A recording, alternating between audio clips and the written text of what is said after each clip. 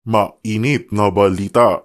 Naghihirap yung bayan, wag mo namang ipagduldulan sa mukha nila na ikaw ay may kalahating milyon, 1 milyon para gugulin, para lamang sa isang bag. Hindi tama yon. Pero Tony, Pangit baka yun. hindi naman ho sinasadya kasi hindi naman ho lahat ng tao nakakaintindi ng ganun kamahal. Ang katuwiran kasi ng iba, di na-justify.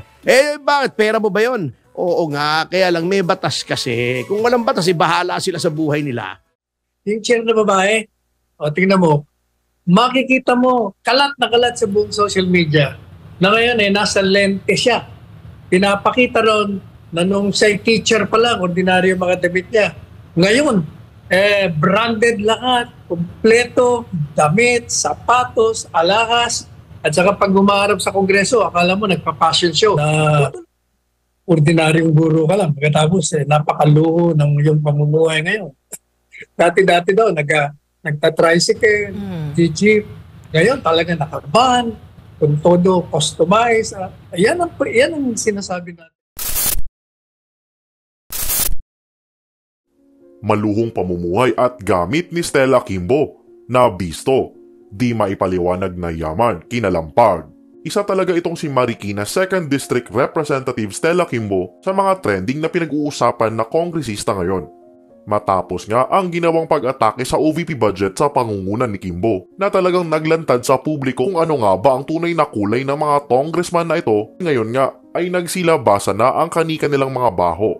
Ito ang si Kimbo ay sinita ni Attorney Topacio dahil sa kanyang labis-labis na mga luhong kagamitan na harapan niyang ipinangangalandakan sa milyon-milyong Pilipinong halos wala nang makain at tila ba'y isinasampal sa kanila ang kahirapan na talagang isang hindi magandang asal para sa isang public servant. Dagdag din ni Atty. Topacio na kahit may kakayahan pa si Kimbo para bilhin at ipagyabang ang mga mamahaling gamit na ito ay nakasaad pa rin sa saligang batas na dapat simpleng pamumuhay lamang para sa isang public servant ayon kay Atty. Topacio. Di rin napigilang magkomento si Atty. Salvador Panelo tungkol sa mga maluhong gamit ni Kimbo tuwing a-attend ng House hearing o di naman kaya'y sesyon na para di umnong uma-attend ng isang fashion show. Dagdag din niya na mabilis talaga bumalik ang karma sa kanya at ayon nga kay Atty. Sal ay naging sentro na nga ng usap-usapan ngayon sa social media patungkol sa kanyang personal na buhay na di umano ay dati palang teacher na simple lang ang pamumuhay ngunit daig pa ang nakahukay ng ginto sa biglang pagyaman at pagiging maluho nito mula nang maupo sa kamera at madikit sa mga kongresistang gahaman. Ang dami nang nakakapansin napunta tayo kay Stella Kimbo na laki sa layaw. Alam niyo po, baka hindi po alam ng ating hindi lang si Congresswoman Kimbo lahat ng ating mga politiko. Di ba nung sumumpa sila, they swore to uphold and defend the Constitution and the laws of the Republic. Di ba? Lahat ng batas dapat pagtatanggol nila, susundin nila. Di ba? Baka nakakalimutan nila yung sa Civil Code. Sa Civil Code, meron pong provision dyan against ostentatious display of wealth.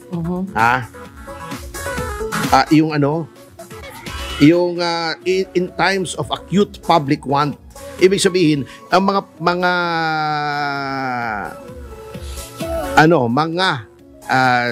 yung mga panahon na naghihirap ang mga tao ay hindi dapat may mga batas po tayo dyan. Unang-una, yung sa Ombudsman Law, yung 6713 na nakalagay rito, public officials and employees and their families shall lead modest lives appropriate to their positions and income. They shall not indulge in extravagant or ostentatious display of wealth in any form. Depende. Halimbawa, ikaw ay isang empleyado. Di ba? Wala ka namang i-display na wealth noon. Wala kang wealth. Sabihin na natin, mayor. Magkano ba sweldo ng mayor? Ako, hindi ko alam Hindi pa ako nagiging mayor Ang alam ko lang, mayor, yung code namin, pagka sinasabing sandali lang pagkakain, kakausapin ko si mayor. Ibig sabihin, may gagawin ka sa banyo. Akala ko, attorney, sa kulungan Teka mo na yung mayor natin dyan. Iba naman yung mayor Labilibig yun yung boss nila ron Narinig ko lang po. Sorry po. Okay. Alimbawa, ikaw ay congressman. Kasi itong itong si Stella Kimbo ay pinupuna, di ba ga? Oo. How much is the salary of senators and congressmen in the Philippines? Oo. Ha? 240,000 pesos. A year yun, ha? A year. A year. Annual salary. Presidente, 300,000. Okay. Vice President, ito ay pwede namang taasan ito. Yan. Iyan naman ang for senators and representatives. Ito ha. Yan. Ito. Monthly pala ito. Ito ang monthly ha. Kasi adjusted na 87 pa naman itinakda iyon. Ito Okay. ang latest ano. Senators 273,000 to 312,000. Yan. Pero kung ikaw ay speaker, 325,000 to 374,000. Okay. So, mga 3 milyon isang taon, di ba? Oo. Ba't i-display mo yung mga bag na ang halaga milyon-milyong piso? Mga Birkin, mga Chanel, Ganun ka. mga Goyard. Oo, isang buwang salary yun, ha? Yung mga bag na yon. Ibig sabihin, okay, kaya mo. Sabihin na natin kaya mo. Pero parang pinagduduldulan mo dun sa mga kababayan natin yung kahirapan nila. Oo. Sana pagka ganyan, mahal ang bigas, di ba? Ang pinakamura yata, 45 pesos. May 45 pesos ba? Mas mataas pa po. Mas mataas ng konti. O, yun, o. Sabi, dun sa NFA daw, 45. Mahalang hindi ako nagsabi nga na mismong si Ramon Ang na magsasabi, mahalang beef, mahalang chicken, mahalang gulay. Mas mahal pag ikaw ay naging gulay. Kasi mahal yung bill mo sa sa hospital. Oo, matos eh. Oo. Ibig sabihin, kwera sa biro, naghihirap yung bayan, wag mo namang ipagduldulan sa buka nila na ikaw ay may kalahating milyon, 1 milyon para gugulin, para lamang sa isang bag. Hindi tama yon. Pero Tony, Pangit baka yun. hindi naman ho sinasadya kasi hindi naman ho lahat ng tao nakakaintindi ng ganun kamahal. Ay, wag mo nang ipakita. Meron naman, alam mo yung bag na ganon, ha? Ay, pwede naman yung local na bag. Oh, ganon din naman di ba? Malalagyan mo rin naman ng makeup, cellphone, di ba? Hairbrush, Diba? o kung ano-ano mga abubot ng mga babae. Ako nga, siniswerte naman ako. Ito, walang biro. Pakita ko sa'yo. Ako, ito, kita mo nung wallet ko. Kita mo nung tatak. Seiko. Local. Seiko wallet. O, di ba? Ang wallet na maswerte. Di ba ganun yung boses ni Kwan nun Si Bing Rodrigo yun di ba? Dati balat nito ay genuine. Di ba ganun ang Galing talaga. International pa ang mga design. Di ba? Hindi ko ina-advertise ng Seiko. Walang pakialam sa Seiko wallet. Sinasabi ko Wala na lang. yan Meron pa ba yan? Meron. Hindi Oo, ko alam. 500 pesos. Dapat maging sponsor Oh, natin. etong Seiko, ito, cuero na, genuine leather, amoyin mo. Okay. Since matagal nang nandito sa bulsa ko, amoy puwit na. Pero yung pagbago to, mabango ganun din naman Pero, Tony, nandito ID ko, nandito yung mga discount card ko. Hindi sa Flower Group, ha? Hindi pa nga ako nabibigyan. Taga-AMBALs tayo. Bakit wala tayong discount card sa Flower Group? Bakit ganun, ha? Humingi May ka daw. reklamo tayo, ha? Sama natin sa collective Pero bargaining Tony, agreement sa totoo yan. lang po, yung mga kapitbahay ko, hinahanap nila yung mukhang genuine, pero hindi genuine. Alam mo yung sa mga palengke, Ay, hindi naman look maganda alike. yun. Ano yun Ganun. Krimen naman yun That's a Apo? crime. That's a crime. Pero ang dami Oo. lumalabas, sir. Kung ayaw mong bumili Apo. ng... Kasi ako, para sa akin, kalokohan Alike lang. Bakit ako bibili ng 15 mil na wallet? Pareho din naman, nalalagyan mo rin ng Opo. pera. Yung Bali, sabihin mo na, di ba? Opo, tama po. Yung Louis Vuitton. Yung Seiko wallet, 590, Hindi di ba? baka- May puntos ka pa sa advantage card. Talaga to si sir. Hindi. Ibig sabihin, ganun din naman Hindi naman nakukuhang pagkatao sa tatak ng mga suot mo di ba? Ako nga, yung mga, Brooks ka ngayon, yung sir. parang generic brand lang na, Yun, generic. That's it. 2,900 itong mga baong ko. Ganun din naman Maong din naman, Okay. Ibig sabihin, huwag nyo nang ipamuka sa mga tao na kayo ay may pera, sila ay wala. As a matter of fact, pwede nga magpetisyon ang charitable institution sa mga ostentatious display of wealth. Oo. Yung mga kasal nyo naman, huwag nyo nang pakitang daang milyong. Hindi, meron mga ganun, Expenses. bilyon-bilyon na. Oo, na talagang lintik na ito. Yung pusa nyo, lalagyan nyo ng Bulgari na quintas worth 1.8 million. Ang katuwiran kasi ng iba, di na-justify. Bakit? Pera mo ba yun? Oo nga, kaya lang may batas kasi. Kung walang batas, bahala sila sa buhay nila. Pero, public official ka, sinabi nga ng batas at saka yung pamilya mo, simpleng pamumuhay.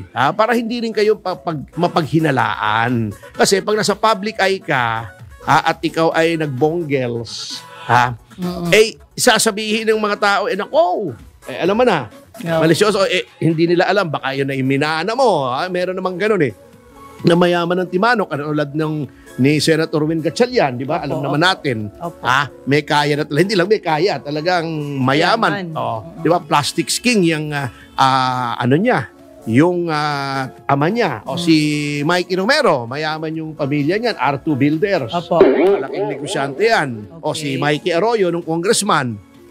Mga tuwason yan. Mga makapagal yan. Antimano, yung bahay nila sa Forbes Park, luman-luma na yun, 1960s pa nila nabili, mura pa. Na-retain nila hanggang ngayon. Pero yung iba, yun nga, alam mo, Jubes, napapansin ko, yung difference between yung mga bagong yaman at saka lumang yaman. Yung mga lumang yaman, naka-t-shirt lang, kung ano-ano lang ng suot. Totoo. Kasi ang feeling nila, wala na silang kailangang patunayan. Yes. Yung mga insecure lang, yung tinatawag ng mga parvenu, yung mga bagong usbong na they think they have something to prove na dinidisplay nila yung mga mamahaling gamit, etc.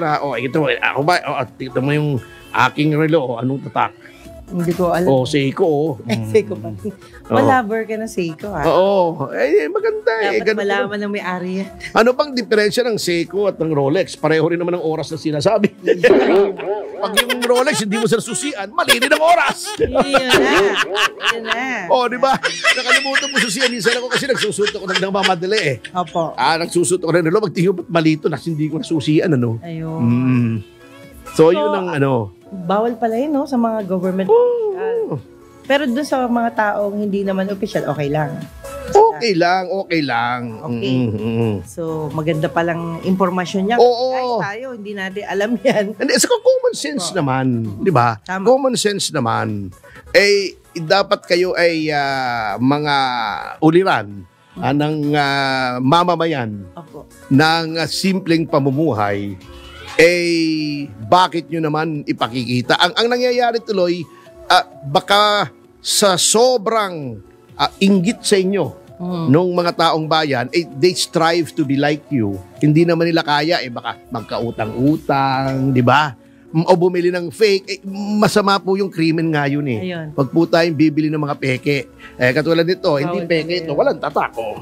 Nabili ko ito sa bangketa. Pero hindi, walang biro. Yung sa mga tiyangge. Okay naman Pag malamig, mainit din naman. Hindi naman kailangan may tatak-tatak di ba? Tama pala si Mayor Gazo. Ayan. Kasi naka-t-shirt lang siya sa opisina Yun daw yung komportable siya. At saka importante, reachable yung mga tao. Thankful ako sa nalaman. Comfort over fashion. Yung nasirang Arman Sanchez, kahit nung naging gobernador ng Batangas, naka-t-shirt lang yun na puti dun sa kanyang opisina. Bago pagkamalamig, nagja-jacket yun. Ayun. So, simple lang. Simpleng buhay. Kataka nga, attorney, simpleng buhay. Hindi ko alam yun Di inaapin nila si Inday Sara, personal nila. Tingnan mo ang balik sa kanila ng mga netizens. Tingnan mo ang social media. Yung chair nila, yung chair na babae, tingnan mo, makikita mo, kalat na kalat sa buong social media na ngayon nasa lente siya. Pinapakita ron na nung siya'y teacher pa lang, ordinaryo mga damit niya. Ngayon, branded lahat, kompleto, damit, sapatos, alahas, at saka pag humaharap sa kongreso, akala mo nagpa-fashion show. O tuloy, nakikita tuloy ng mga tao. Kasi nga, Yan ang tinatawag na nakakaharma katuloy ngayon. Binabalikan ka ng mga netizens kasi nang-aapit eh.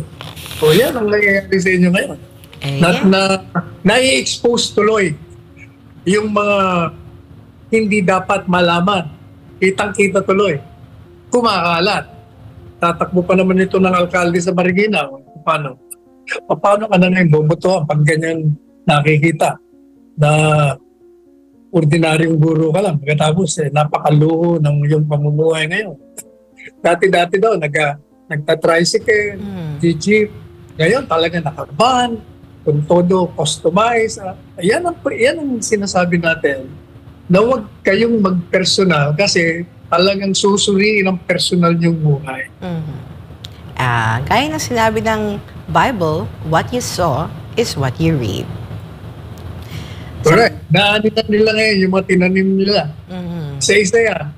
So kapag nagtanim kayo ng kasinungalingan, aani kayo ng maraming kasinungalingan, Attorney Sal. So sa inyong palagay naman po, Attorney Sal, katanggap-tanggap din ginawang, of course, you have explained na hindi katanggap-tanggap yung pagtapyas. Now, let's talk about yung sinasabi ng ilan sa mga senador natin na ibalik na lang sa original request na budget ng OVP. Do you think may magagawa ang Senado dun sa ginawa na ng lower chamber para dun sa bicameral? Palagay ko hindi nila ibabalik yan sa dati. Dahil yung mga Kamara de Representante, ayaw nga nila di ba? Tinanggalan nila ng 2.5 billion Pero magkakaroon pa rin ng budget yan.